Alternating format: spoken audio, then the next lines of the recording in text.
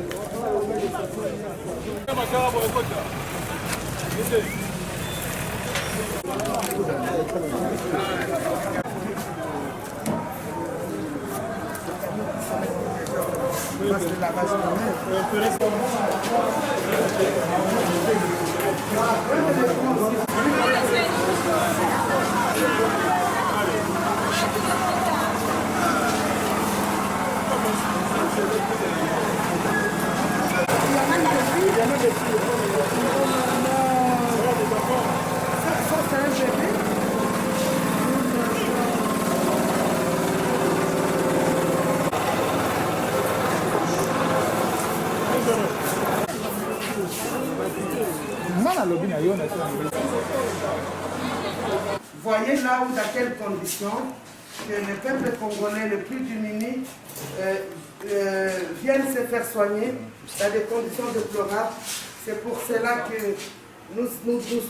sommes obligés d'accompagner le chef de l'État dans sa vision, là où le gouvernement ne peut pas aider les populations.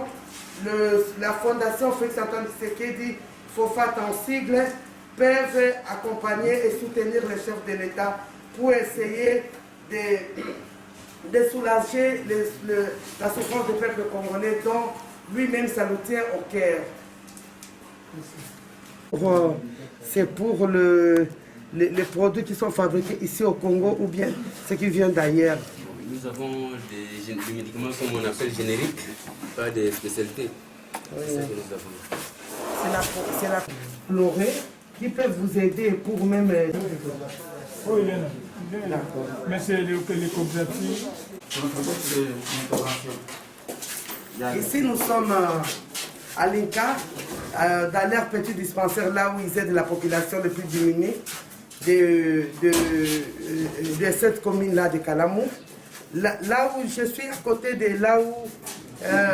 les docteurs, les chirurgiens font les opérations. Regarde à quelles conditions que nos enfants, nos parents, ils ont beaucoup de risques de ne pas vivre parce que ce n'est pas vraiment la bonne condition. Mais ils le font avec amour parce qu'ils aiment aider la population et accompagner la vision du chef de l'État. Tout le monde, nous tous ensemble, nous devons mettre la main dans la pâte pour soutenir le chef de l'État, sa vision d'aider la population et surtout les plus démunis. Je vous remercie. Là, on fait tous les examens sanguinaires, c'est-à-dire tout ce qui est urine, sang, coup de pèse, pour savoir si vous avez des taux de sucre très élevés. Ici la laboration. Je crois que avec nos partenaires là où ils peuvent passer la nuit, ils peuvent aussi profiter de leur jeunesse parce qu'ils sont... Toyaki Fondation Félix-Antoine Tshisekedi Tshilombo baza na partenariat na l'INCA bayaki koyebisa biso ba problème na bino boza nango boza kolala nzala boza resika ya kofanda te yango wana lelo na absence ya mama présidente mama Fideline Balanga Lusa azali na mikili ya poto nga naza coordinatrice ya fondation FOFAT yango na ye awa mpona ya koyoka na ya kotala epai nini bayambi bino awa na linka boza kolala esika nini boza kolia ndenge nini ezali babengaka yango na français constant batoye kotala ndenge nini lolenge nini bozali kofanda po tokoka kozwa solution na problème na bino po tokoka mpe koinsere bino po boza nano bana bokoki kolala na libanda te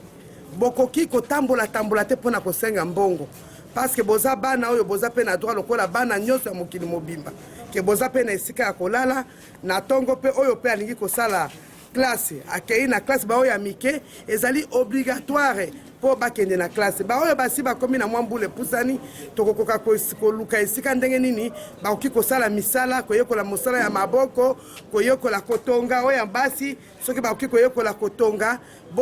bozali bana ya balabala te bozali bana ya l'État te bozali bana ya République démocratique du Congo et bozali ba jeune bino nde bozali avenir ya lobby président mokonzi ya mboka Félix Antoine Tshisekedi Tshilombo asa kotia motema likolo ya ba jeune po bino nde futur na ya mboka oyo biso tokoleka mais bino nde boko continuer akosala makasi na ye nyonso poke bokoka kofanda na bakondition ya bien lokola bana mosusu ya mokili mobimba yango wana nzambe mpe ayoki kolela na biso atindeli biso mwana ya mboka président Félix Antoine Tshisekedi oyo azali mokonzi na biso mwana mboka aza na pasi makasi mpo na bino yango wana biso ki ata fondation esika oyo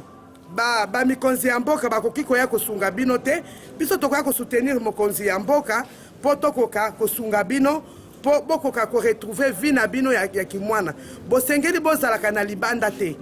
bosengeli boyoka mwana soki aza koyoka nde akoresir bino nyonso boza na avenir nani mutu akoyebake lelo président alingaki akoma président mutu moko te azalaki kokola lokola bana nyonso tu lokola bino nyonso tu ifo biso mpe topesa bino chance wana tokoleka na fondation oyo mokonzi ya mboka mpe aza kosoutenir na partenariat na biso linka tokotia na maboko mpe tokoka koyeba ke ndenge nini bobanda kolia esika nini bobanda kolala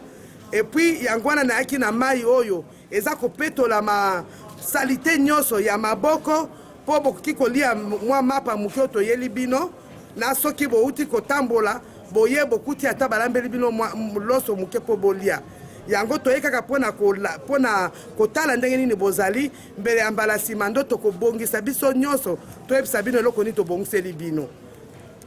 oyo elongo bani soki bomoni butu ekomi mwana moke akomisaka 18 heures libanda te soki ezalaki na mikili ya poto bakokanga bino mais soki bomoni bozalaka mwa esika moke ata boza kolala na se mais boza na esika oyo ekoki quand même kobatela bino mpo ke bozwa maladi ya butu te moto aya mpe koviole bino te mpo sikoyo bato bakomi koviole na basi na mibali ubie bino moko na kati na bino oza koyoka yango wana boyoka bato oyo balingi basunga bino soki mokonzi ya centre oyo alobi ke bozongaka na midi ubie 15 il faut bozonga na midi soki aza ta na mapa ya pamba na ji tokosungana tokokanisa bino toujours mpo tokoka kozwa solution boyoki nini oza nano libanda baboti no bazali te loba makasi baleki na yo d'accord oza na mbula nini pardon oza na 10 ans et demi d'accord mais eloko nini na vie olingaka osala okoma nani okoma tailleur d'accord soki na tio na classe ke okomi na ba 17 ans obandi osala tailleur okokoka mais oza na idée mpo ozonga na classe quand même d'accord ça va maman bonjour maman bonjour maman tosepeli nde oyo kotala biso topesi o merci na moke oyo kotikela biso mpe nasengi nzambe apambola yo abakiselo oyo ebele na mingi ya koloba eza te mama toza nde na place ya kovanda te oki kosunga biso loke biso place ya kovanda ya moke emonana kaka tolia tolali journée epeleki me nasengi merci nde kotala biso merci maman esenga merci nde kotala biso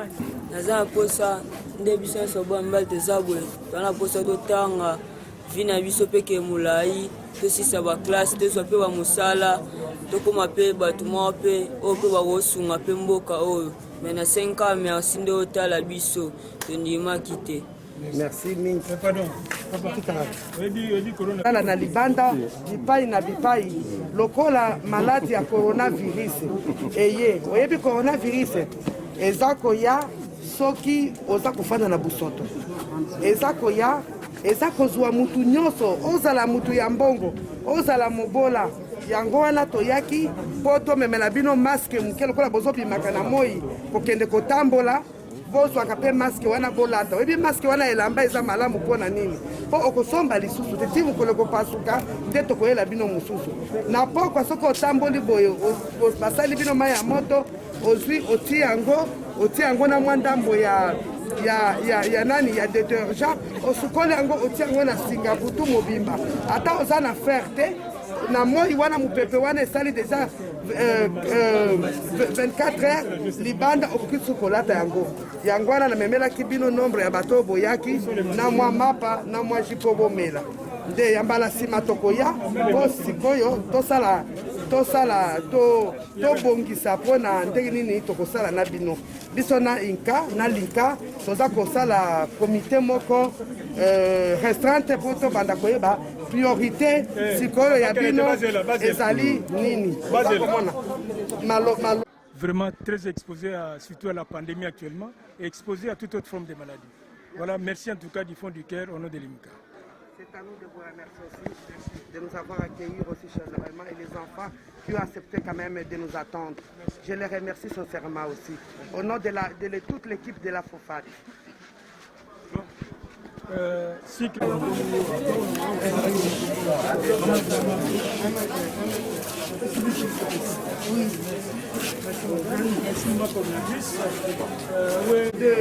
De l'IMCA,